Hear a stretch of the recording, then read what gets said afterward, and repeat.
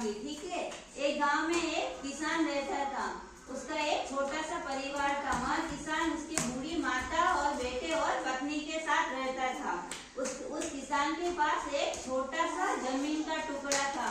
उसी जमीन पर वो खेती करता था और जो भी फसल उस खेत से होती थी उस फसल से वह अपने परिवार का पालन पोषण करता था, ठीक है।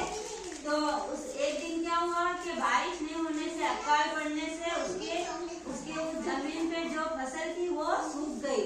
तो उसके पास जो फसल थी वो सूख गई। तो वो एक जमींदार के पास जाता है और उस जमींदार को बोलता है कि आप मुझे थोड़े बीज और पैसे उधार दे दो। तो वो